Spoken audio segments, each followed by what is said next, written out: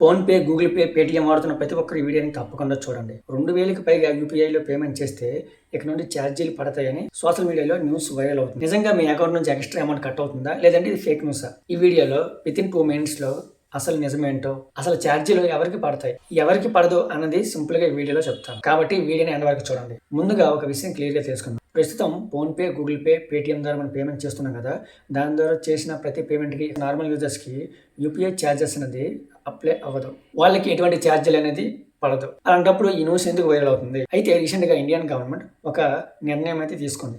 అదేంటంటే మనం ఏదైతే PhonePe, Google pay, Paytm use చేస్తున్నామో అలాంటి యూపీఐ పై ఎండిఆర్ అంటే మర్చెంట్ డిస్కౌంట్ రేట్ అమలు చేసే అవకాశం ఉండేలా చట్టంలో మార్పులు తీసుకువస్తుంది. అసలు ఎండిఆర్ అంటే ఏంటి? ఉదాహరణకి మీరు 10,000 పెట్టి ఒక టీవీని అయితే కొన్నారనుకుందాం. దానికోసం మీరు యూపీఐ ద్వారా పేమెంట్ చేశారు. మన దగ్గర ఉండే ఫోన్‌పే, గూగుల్ పే, పేటీఎం ద్వారా పేమెంట్ చేశారు అనుకుందాం. ఒకవేళ ఎండిఆర్ అమలు అయితే మనం చేసే పేమెంట్‌కి షాప్ యజమానికి ఎండిఆర్ అప్లై అవుతుంది. అంటే 0.3 నుండి 0.5% అనేది వాళ్ళకి అమౌంట్ అనేది కట్ అవుతుంది. వాళ్ళు గవర్నమెంట్‌కి పే చేయాల్సి ఉంటుంది. అంటే దాదాపుగా వాళ్ళు 30 రూపీస్ నుండి 50 రూపీస్ పే చేయాల్సి ఉంటుంది.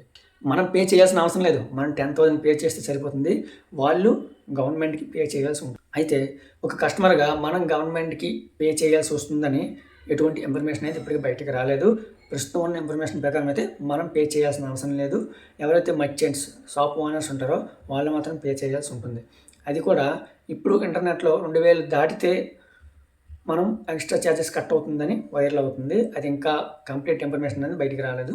అయితే ఇక్కడ మీరు 3 విషయాలు అయితే తెలుసుకోవాలి. మొదటిది ఏంటంటే మీరు మీ ఫ్రెండ్‌కి ఎప్పట్లానే 10 రూపీస్ సెండ్ చేసినా, అప్ టు 1,00,000 మీరు సెండ్ చేసినా మీకు ఒక్క రూపాయి కూడా ఎక్స్ట్రా ఛార్జెస్ కట్ అవ్వదు. ఎప్పటిలాగే పనిచేస్తుంది. సెకండ్ వన్ ఏంటంటే మీరు మీ ఫ్యామిలీ మెంబర్స్‌కి సెండ్ చేసినా, లేదంటే మీ బ్యాంక్ అకౌంట్‌కి డైరెక్ట్‌గా బ్యాంక్ నెంబర్ ఎంటర్ చేసి సెండ్ చేసినా, అలా చేసినా సరే మీకు ఎటువంటి ఎక్స్ట్రా ఛార్జెస్ అనేది కట్ అవ్వదు. మీరు రెగ్యులర్ యూజ్ చేసే ఏ యూపీఐ పేమెంట్‌కి మీకు 1 రూపీ కూడా ఎక్స్ట్రా కట్ అవ్వదు.